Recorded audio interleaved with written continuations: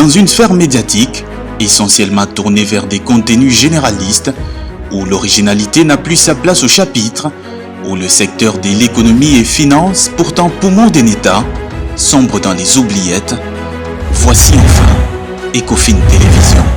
Économie et finance télévision, votre chaîne thématique essentiellement économique, vous offre un contenu original. Nous traitons des questions monétaires, commerciales, énergétiques, minières, pétrolières et environnementales.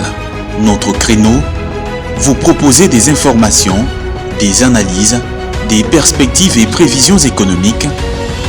Ecofin Télévision vous permet également de comprendre la coopération entre les États et les institutions, sans oublier l'épineuse question de la dette.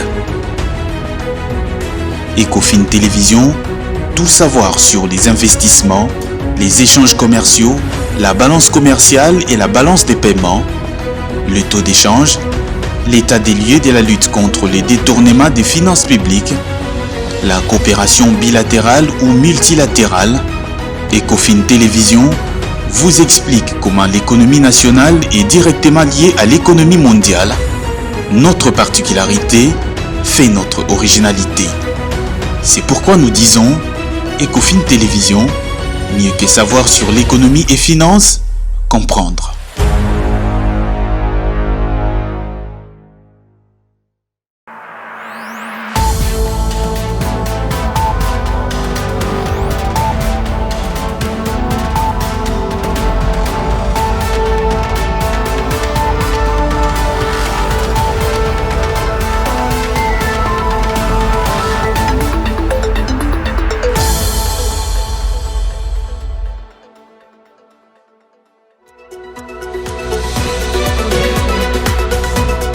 Le président de la République, Félix-Antoine Tshisekedi Tshilombo, a été reçu le mercredi 14 décembre 2022 par le président des États-Unis d'Amérique, Joe Biden.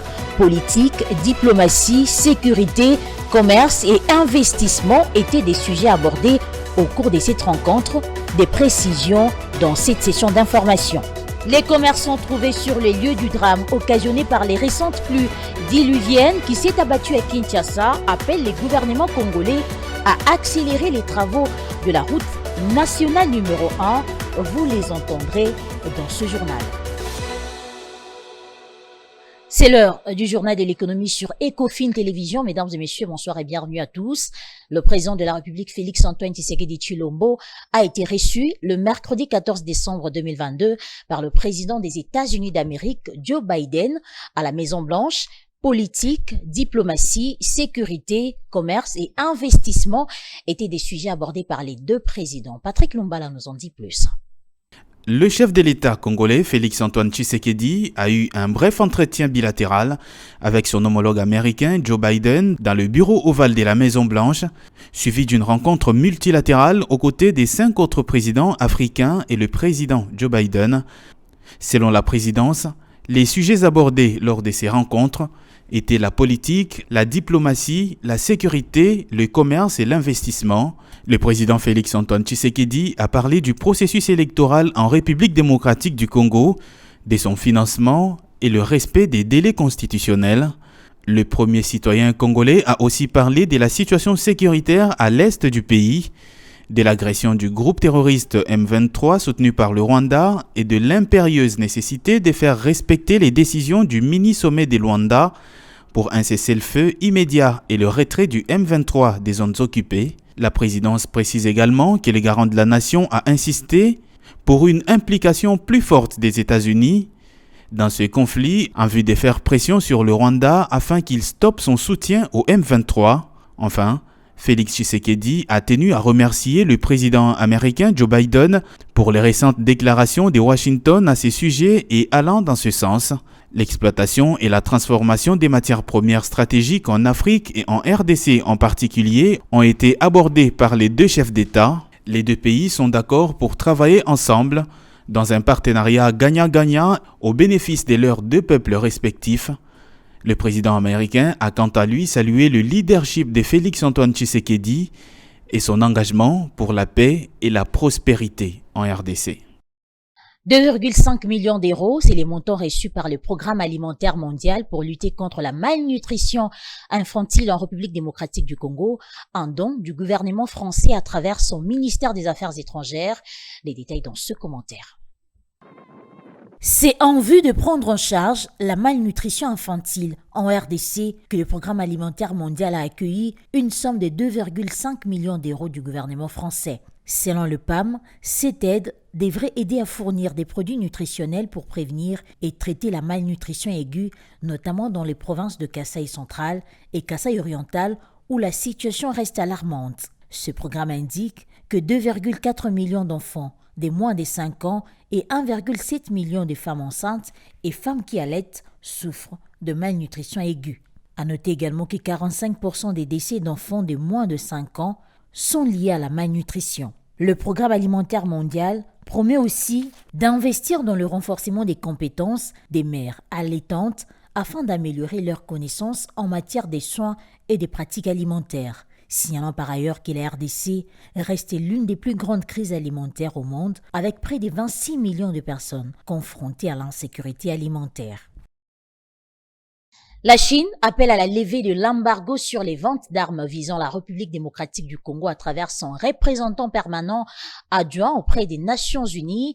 L'objectif est de désescalader la situation, de rétablir la stabilité le plus rapidement possible dans l'est du pays. Jonathan Bakele pour le commentaire. Le représentant permanent adjoint de la Chine auprès des Nations Unies, Geng Shuang, a appelé à la levée de l'embargo sur le vente d'armes à destination de la République démocratique du Congo. Selon plusieurs sources sur le terrain, les groupes armés tels que le M23 possèdent des armes aussi bien sophistiquées que celles d'une armée régulière, au point de tenir tête au FARDC. Cela montre l'impact négatif qu'a l'embargo sur les armes imposées par le Conseil de sécurité des Nations Unies sur la sécurité et l'intégrité territoriale de la RDC. Pendant ces temps, la situation sécuritaire dans l'est du pays reste tendue, les attaques du M23 ayant fait un grand nombre de victimes et de déplacés, exacerbant la crise humanitaire et jetant une ombre sur la sécurité et le développement de la région. À en croire Geng Shuang, il est impératif de désescalader la situation et de rétablir la stabilité le plus rapidement possible. Tous les groupes armés, y compris les M23, doivent immédiatement cesser les hostilités, déposer leurs armes, se retirer de la zone occupée et s'engager dans les processus de désarmement, de démobilisation et de réintégration. Pour rappel, la République démocratique du Congo a une fois de plus demandé avec force, lors de la récente visite du comité des sanctions dans la région, que le Conseil de sécurité lève cet embargo. Autre chose à signaler dans ce journal, les commerçants trouvés sur les lieux du drame occasionnés par les récentes pluies diluviennes qui s'est abattues à Kinshasa appellent les gouvernements congolais à accélérer les travaux de la route nationale numéro 1, tronçon Kinshasa-Matadi, une route d'importance économique non négligeable. Son impraticabilité pourrait entraîner des conséquences économiques, notamment la hausse des prix des denrées alimentaires pendant cette période des festivités. On les écoute au micro de Claude Kungu et Pichu Nzita.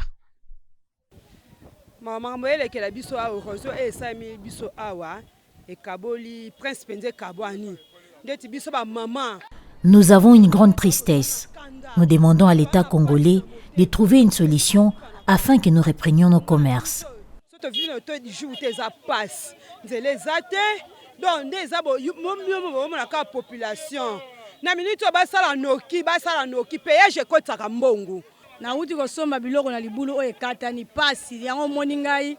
Nous souffrons en ces moments pour acheter les marchandises et les vendre.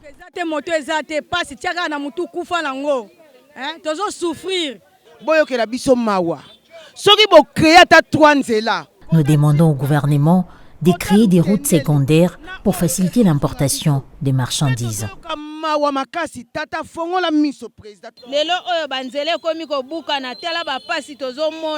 Que l'État trouve une solution le plus vite possible.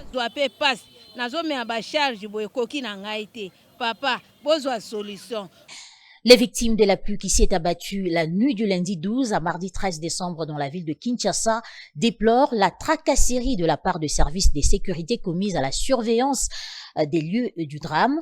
Pour ces Quinois, les agents censés les protéger leur exigent de l'argent au départ de la maison, tout comme au retour de service. Un reportage de Claude Kungu et Pichu Nzita. Bon, il aurait regretté quelque chose de grave. ba mikonzi ba pesi autorité bakanga banzela bakanga nzela na ba mituka elekate pour basala. Les policiers que les autorités ont placés ici nous demandent de l'argent avant de traverser de l'autre côté. C'est remorque 10 000 francs pour Oleka. Donc, après cela, tu as la dégâts que ça a l'issue. Il y a un chauffeur. Nous avons lié Sarabiso et Angoyo. Na minute, tu as une entrée, tu as une sortie. En ce moment, il n'y a plus de route. Impossible pour nous les chauffeurs de rouler et de traverser. Chinois banzela tout ba chinois bazosala. Atanzela moko malunge zate. Ezane batie mabanga te. Ko bana ko canaliser mai na bakanifa malunga po mai va la canaliser. Que l'État canalise les routes pour éviter ce genre de dégâts. Compétente na biso bala na ba beloba batute. C'est ba kita sur terrain. Ba me ko localiser mai kenzela voie normale. Tracasserie, avant qu'on les kakuna, il faut opérer Sambongo. Il n'y a pas de route. Avant de passer, les policiers nous demandent 500 francs ou 1000 francs. Que l'État trouve la solution. Tu en as besoin vraiment, président Ata Alikambo, à ça là, vraiment le plus vite possible. C'est là où est Bonga. Parlons santé à présent. Le Centre médical Diamant à Kinshasa a lancé depuis le 14 décembre dernier une campagne de dépistage sur la malformation cardiaque gratuite chez les enfants. L'objectif poursuivi est celui d'aider les personnes démunies à faire face à cette intervention chirurgicale qui coûte extrêmement cher et qui stresse financièrement grand nombre des Congolais. Philo Chiloba et Ruben Manata pour le reportage. C'est dans l'objectif de venir en aide aux enfants nés avec malformation cardiaque que le Centre canadien Diamant a débuté depuis le 14 décembre dernier des consultations médicales gratuites en vue d'aboutir à des interventions chirurgicales également gratuites pour cette catégorie de personnes. Pour ce parent d'un enfant atteint de malformation cardiaque, ce programme du Centre médical Diamant va sauver plusieurs vies. Maintenant, je suis à Kinshasa, je fais les dépistages ici et j'ai commencé à faire les chirurgies gratuites pour les enfants qui ont les malformations congénitales de cœur. L'objectif, c'est pour aider total gratuit pour les enfants qui sont diminués. Mais pour les autres qui peuvent payer quelque chose, on encourage parce que les chirurgies n'est pas gratuit, quelques personnes à payer. Et il faut qu'on ne fait pas les choses une fois, on va continuer. Les prises en charge pour faire une chirurgie, ça dépend sur les malformations. Si on n'utilise pas une valve prosthétique, c'est 30 000 $. Aux États-Unis, c'est 250 000 $. La même chose au Canada, c'est 150 170 000 $. Les conditions pour venir ici, c'est vous avez un echo report, un écho cardiaque qui indique que votre enfant a quelques problèmes. Pour tous les parents qui ont un enfant avec quelques malformations congénitales de cœur, s'il vous plaît, stressez pas. Je suis là, venir pour me voir et je vous aider dans toute ma capacité. Par rapport à la campagne que le Diamant a lancée, je suis un peu ravi. Par rapport à la chirurgie, le médecin vient de me confirmer que la chirurgie ne va pas se passer ici à Kinshasa. Ici à Kinshasa, c'est juste la consultation et la chirurgie va se passer au Diamant de Lubumbashi. Selon les dernières données statistiques de l'OMS en RDC, 39 000 enfants naissent avec des problèmes congénitaux liés au fonctionnement du cœur. Plusieurs meurent par manque d'expertise. Le Centre médical canadien Diamant se donne pour mission de résoudre tant soit peu ces problèmes sanitaires. C'est une forme d'entrepreneuriat largement prisée par les femmes. Les restaurants de fortune, appelés communément Malewa, est devenu un phénomène à Kinshasa. Votre rédaction a fait ce mercredi un focus autour de l'hygiène de ces endroits et leur apport dans les revenus de leurs tenancières. Un reportage de Dorcas Tabi et Célie Chamala. Les restaurants de fortune à Kinshasa, appelés Malewa, constituent une unité de production dans ces pays où le travail formel s'est fait rare. Une chose inquiète pourtant, l'hygiène. Certains de ces types de restaurants profitent parfois du laxisme de quelques agents de services compétents et oublient de mettre en pratique les normes d'hygiène sanitaire et gastronomique. Pour cette tenancière rencontrée, son restaurant tient plutôt compte de l'hygiène.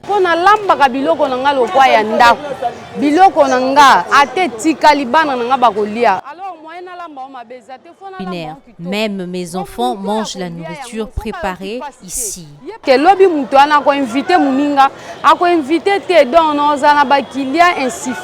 Ces petites entreprises, souvent informelles, nourrissent et contribuent à la survie de nombreuses familles.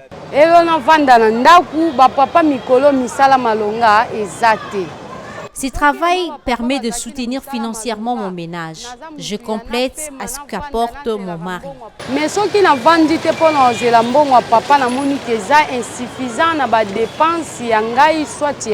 Aujourd'hui, les Maléois se sont érigés en restaurant préféré pour plusieurs Quinois, voulant s'offrir à manger avec un modeste budget.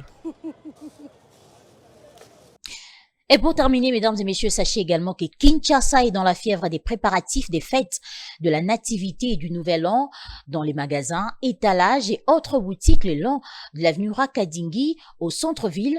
Les décoratifs et ornements liés aux fêtes de fin d'année foisonnent et la clientèle visible. Regardez.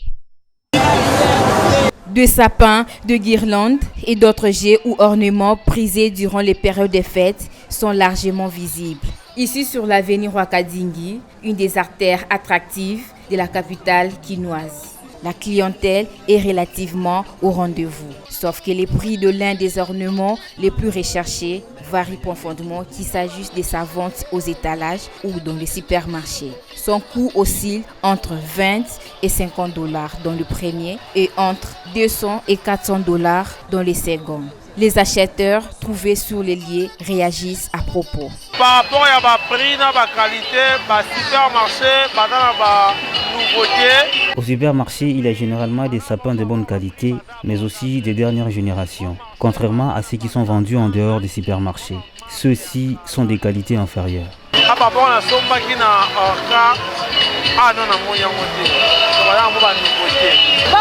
Au supermarché, c'est trop cher. Je préfère acheter ici au grand marché. Ça ne va pas. Je ne me retrouve pas assez financièrement. L'achat d'un sapin est hors de mes capacités financières. Toutefois, le sapin, la star de Noël, représente un ornement important en cette période de fête de fin d'année, mais dont la variation des prix laisse la population perplexe. Place à présent à la revue de presse sélectionnée par Patrick Numbala.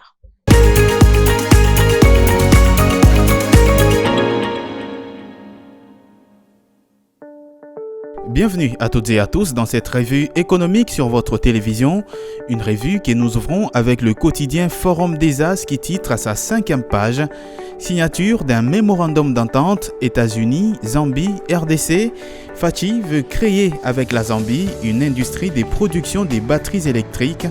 Au sommet USA-Afrique à Washington, il y a eu 3 temps forts pour le président Tshisekedi lors de cette journée de mardi 13 décembre, note le journal. Premièrement, la signature d'un mémorandum d'entente États-Unis, RDC, Zambie. Le chef de l'État, Félix-Antoine Tshisekedi, a présidé avec son homologue zambien, le président Hakainde Hichilema, la cérémonie des signatures d'un mémorandum d'entente, un protocole d'accord entre le secrétaire d'État américain, Anthony Blinken, avec le vice-premier ministre et ministre des Affaires étrangères de la République démocratique du Congo, Christophe Lutundula, et le ministre zambien des Affaires étrangères Stanley Kakubu. Entre les États-Unis d'un côté et de l'autre, l'alliance de la RDC et la Zambie pour développer en Afrique, dans la région du Copperbelt, c'est-à-dire, poursuit le journal, au sud-est de la République démocratique du Congo et au nord de la Zambie, une chaîne des valeurs des matières premières qui entre dans la production des batteries pour voitures électriques. L'idée étant, poursuit le journal, de créer une industrie de transformation de ces matières premières stratégiques sur place en RDC et en Zambie. Les États-Unis peuvent apporter leur technologie et une part des investissements, conclut le journal. Poursuivons cette revue avec le quotidien L'Avenir qui titre à sa 4e page. Au cours de sa 4e conférence annuelle, Glencore s'engage plus que jamais en faveur d'un avenir meilleur pour la RDC. Bien que 2022 a été une année tumultueuse, Glencore a investi depuis son installation en République démocratique du Congo plus de 8 milliards de dollars américains, principalement réalisés dans Kamoto Copper Company, KCC en sigle, et Mutanda Mining dans les Katanga. Et pour la seule année 2021, poursuit le journal, cette firme a investi 293 millions de dollars américains. Quant aux investissements sociaux, pour 2021, ils se sont chiffrés à plus de 4,3 millions de dollars américains. La contribution en termes d'impôts, taxes et redevances a été de 856 millions de dollars américains pour l'année 2021. Le quotidien L'Avenir précise que c'est un public des députés et sénateurs élus du Lualaba, des représentants du gouvernement et de la présidence de la République, des représentants de la société civile, des experts du secteur des mines, des nombreux opérateurs économiques, pour ne citer que cela, que Glencore a pu présenter ses réalisations pour l'année 2022, accordant une attention particulière aux 856 millions de dollars d'impôts, taxes et redevances versées dans les caisses de l'État pour l'année 2021, permettant de dépasser le seuil des 2 milliards de dollars américains d'obligations fiscales remplies pendant les 3 dernières années, les 293 millions de dollars américains d'investissements réalisés en 2021, se rajoutant aux 8 milliards de dollars américains investis dans le pays depuis 2017, sans oublier les 4,3 milliards de dollars américains d'investissements sociaux au bénéfice des populations du Lualaba qui accueillent les opérations des 7 multinationales, conclut le journal. Terminons cette revue avec le journal Le Monitor qui titre « Bukavu, les comptes de l'hôpital Panzi de Mukwege saisis par la Direction Générale des Impôts ». La DGI a saisi les comptes bancaires de l'hôpital général. Des références des Panzi ont confirmé à info.cd des sources internes de cette formation hospitalière, note le journal. La saisie de ces comptes, précise les journaux, fait suite à un redressement de la Direction Générale des Impôts. L'hôpital Panzi à Bukavu dans la province du Nord Kivu existe depuis 1999 et est connu pour ses prises en charge holistiques des femmes violées dans l'est du pays, région touchée par des conflits armés chroniques. De septembre 1999 à mars 2022, l'hôpital a pris en charge plus de 700 000 survivantes des violences sexuelles et plus de 50 000 patients avec des pathologies gynécologiques, renseigne son site web. Est-ce une décision administrative politiquement motivée ? 5 à 7 femmes victimes de violences sexuelles sont consultées dans cette formation sanitaire. Une vocation qui a valu à son médecin directeur, le docteur Mukwege, le qualificatif de réparateur des femmes.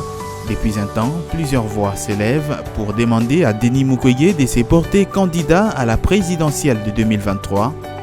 Mais l'intéressé ne s'est pas encore prononcé sur les sujets. C'était déjà le cas en 2018, mais le prix Nobel de la paix avait décliné l'offre, conclut le journal. Fin de cette revue sur votre télévision. Merci à toutes et à tous de l'avoir suivi.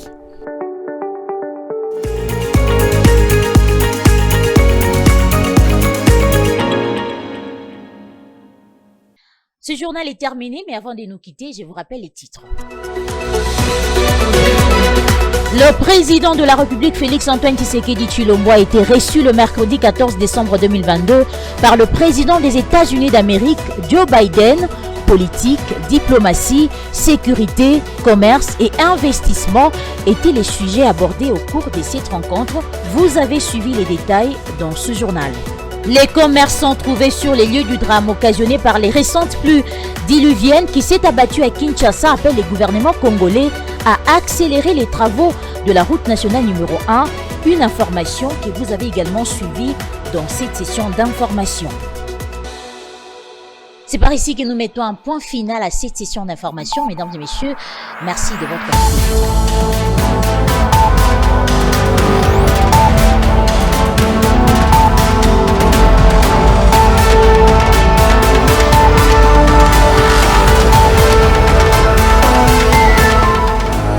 Dans une sphère médiatique, essentiellement tournée vers des contenus généralistes, où l'originalité n'a plus sa place au chapitre, où le secteur de l'économie et finance, pourtant poumon d'un État, sombre dans les oubliettes, voici enfin Ecofin Télévision.